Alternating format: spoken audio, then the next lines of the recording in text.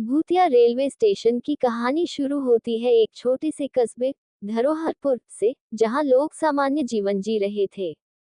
इस कस्बे के एक छोर पर एक पुराना रेलवे स्टेशन था, जिसे धरोहरपुर रेलवे स्टेशन कहा जाता था। इस स्टेशन का इतिहास जितना पुराना था, उतना ही रहस्यमय और डरावना भी। कहते हैं, आज से करीब 50 साल पहले इस स्टेशन पर एक बड़ा हादसा हुआ था। एक रात तेज बारिश के बीच धरोहर एक्सप्रेस नामक एक ट्रेन पटरी से उतर गई थी। ट्रेन में सवार लगभग सभी यात्री मारे गए थे।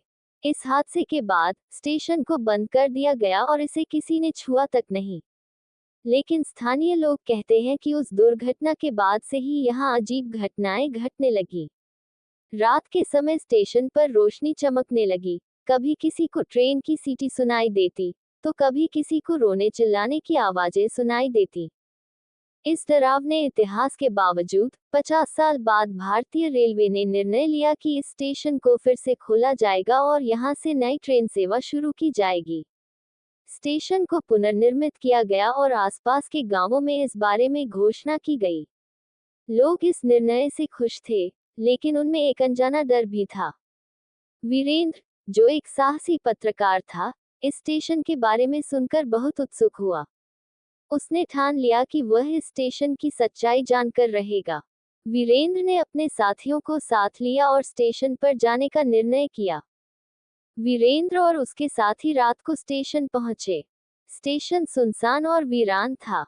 चारों ओर केवल सन्नाटा और अंधेरा था।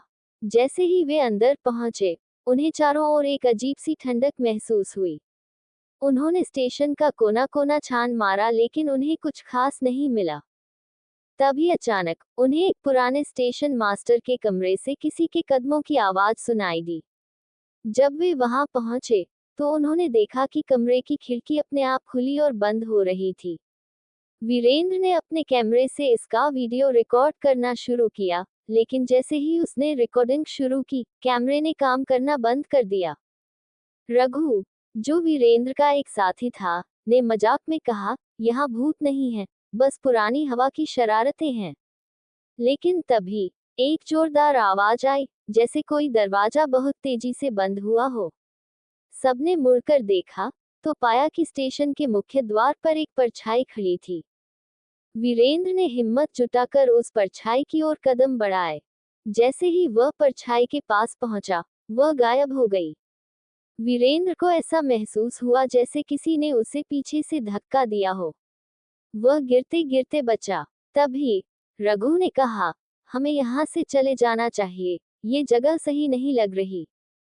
लेकिन वीरेंद्र ने हार मानने से इनकार कर दिया। उसने कहा, हमें सच्चाई का पता लगाना है। अगर यह स्टेशन सच में भूतिया है, तो हम इसे साबित करेंगे। अगली रात वीरेंद्र और उसके साथी वापस स्टेशन पर पहुंचे। इस बार उन्होंने वहां कैंपिंग करने का फैसला किया। उन्होंने सोचा कि अगर वे पूरी रात स्टेशन पर बिताएंगे, तो शायद उन्हें कुछ और सुराग मिल सके। रात के तीसरे पहर के आसपास सब लोग सोने की तैयारी कर रहे थे। तभी अचानक उन्हें एक पुराने रेलवे इंजन की सीटी सुनाई दी। सब लोग उठे और देखने लगे कि आखिर यह आवाज कहां से आ रही है। उन्हें स्टेशन के दूर छोर पर एक पुरानी ट्रेन खड़ी दिखाई दी। ये ट्रेन यहाँ कैसे हो सकती है? ये तो वर्षों पहले नष्ट हो चुकी थी, रघु ने घबराते हुए कहा। वीरेंद्र ने अपने कैमरे का फ्लैश ऑन किया और ट्रेन के पास जाने की कोशिश की। जैसे ही वह ट्रेन के करीब पहुंचा, उसने देखा कि ट्रेन के अंदर कुछ धुंधली आकृतियां चल फिर रही हैं। क्या ये भूत हैं? वीरेंद्र ने अपने साथियों से पूछा। तभी ट्रेन की खिड़की से एक चेहरा बाहर झांकता हुआ दिखाई दिया। वह चेहरा इतना भयानक था कि वीरेंद्र के पसीने छूट गए। उस चेहरे ने धीरे धीरे मुस्कान दी और फिर अचानक गायब हो गया। उन्हें एक पुराने स्टोर रूम में एक पुरानी डायरी मिली। ये डायरी स्टेशन मास्टर की थी, जो दुर्घटना के समय स्टेशन पर तैनात था। उस डायरी में लिखा था, आज स्टेशन पर कुछ अजीब घट रहा है। दुर्घटना के बाद मुझे हर रात यहाँ कुछ भूत प्रेत दिखाई देते हैं। वे यात्री जो इस हादसे में मारे गए थे, उनके भूत यहाँ भटकते रहते हैं। मैंने कई बार रेलवे अधिकारियों को इसकी जानकारी दी, लेकिन किसी ने मेरी बात पर यकीन नहीं किया। मैं अब यहाँ से जाना चाहता हूँ, लेकिन कोई शक्ति मुझे यहाँ से जाने नहीं दे रही। डायरी पढ़ने के बाद वीरेंद्र और उसके साथी हैरान रह गए। उन्हें समझा गया कि स्टेशन मास्टर को भी इन घटनाओं के बारे में पता था, लेकिन उसने किसी को नहीं बताया। तभी स्टेशन की लाइटें अचानक बंद हो गईं और चारों ओर घना अंधेरा छा गया। वीरेंद्र ने टॉर्च जलाने की कोशिश की, लेकिन वह भी काम नहीं कर रही थी। चारों ओर से रोने और चीखने चिल्लाने की आवाजें आने लगी। सब लोग एक दूसरे को ढूंढने की कोशिश कर रहे थे, लेकिन अंधेरे में कुछ भी दिखाई नहीं दे रहा था। तभी रघु ने चीखते हुए कहा, मुझे किसी ने पकड़ लिया है, कोई मुझे खींच रहा है। वीरेंद्र ने अपनी टॉर्च की ओर देखा, तो पाया कि रघु हवा में लटका हुआ था, जैसे कोई अदृश्य शक्ति उसे ऊपर खींच रही हो। वीरेंद्र ने उसे नीचे खींचने की कोशिश की, लेकिन रघु अचानक जमीन पर गिर गया और बेहोश हो गया। तभी वीरेंद्र के सामने एक औरत की परछाई दिखाई दी। वह धीरे धीरे उसकी ओर बढ़ने लगी। वीरेंद्र ने हिम्मत जुटाकर पूछा, तुम कौन हो? तुम क्या चाहती हो? उस परछाई ने जवाब दिया, मैं शांति चाहती हूँ। मैं उन यात्रियों में से एक हूँ, जो उस दुर्घटना में मारे गए थे। हमें यहाँ कैद कर दिया गया है, हमारी आत्माएं यहाँ भटक रही हैं। हम यहाँ से मुक्त होना चाहते हैं। वीरेंद्र ने पूछा, मैं तुम्हारी कैसे मदद कर सकता हूँ? उस औरत की आत्मा ने कहा, उस दुर्घटना के पीछे का कारण जानो। जब तक सच्चाई सामने नहीं आएगी, हम मुक्त नहीं हो पाएंगे। वीरेंद्र और उसके साथी अगले कुछ दिनों तक रेलवे रिकॉर्ड्स खंगालते रहे। उन्होंने पाया कि उस दुर्घटना की असली वजह एक साजिश थी। ट्रेन को जानबूझकर पटरी से उतारा गया था, ताकि कुछ महत्वपूर्ण दस्तावेज चोरी किए जा सकें। उन दस्तावेजों में कुछ सरकारी राज छिपे थे, जिन्हें कुछ भ्रष्ट अधिकारियों ने चुराने की साजिश रची थी। वीरेंद्र ने इस सच्चाई को उजागर करने का फैसला किया। उसने मीडिया के माध्यम से यह खबर फैलाने की कोशिश की, लेकिन उसे धमकियां मिलने लगी।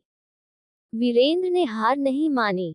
वह फिर से स्टेशन पर गया और वहां मौजूद आत्माओं को बताया कि उसने सच्चाई का पता लगा लिया है और वह इसे सबके सामने लाएगा। तभी स्टेशन पर एक जोरदार धमाका हुआ। जैसे ही वीरेंद्र ने मुड़कर देखा, वह पुरानी ट्रेन जलने लगी। उसमें से धुएं के रूप में उन आत्माओं की आकृतियां निकलने लगी। वह औरत की आत्मा फिर से सामने आए और कहा, धन्यवाद, अब हमें मुक्ति मिल गई है। तुमने हमें हमारे कष्टों से मुक्त कर दिया। अब ये स्टेशन हमेशा के लिए शांत रहेगा। उसके बाद वीरेंद्र ने वह रिपोर्ट मीडिया में प्रकाशित की और पूरी सच्चाई दुनिया के सामने लाई। सरकार ने उन दोषियों को सजा दी, जिन्होंने उस हादसे की साजिश रची थी। धरोहरपुर रेलवे स्टेशन को फिर से चालू कर दिया गया, लेकिन इस बार वहां कोई डर या भूतिया घटना नहीं हुई। लोगों ने फिर से स्टेशन पर आना शुरू कर दिया और यह एक सामान्य रेलवे स्टेशन बन गया। वीरेंद्र की हिम्मत और दृढ़ता ने एक इतिहास रच दिया और उसने साबित कर दिया कि सच्चाई और इंसानियत के आगे कोई भी भय नहीं टिक सकता। इस तरह भूतिया रेलवे स्टेशन की कहानी समाप्त होती है, लेकिन ये संदेश देती है कि सच्चाई कभी छुपाई नहीं जा सकती, चाहे कितनी ही बड़ी साजिश क्यों न रची जाए।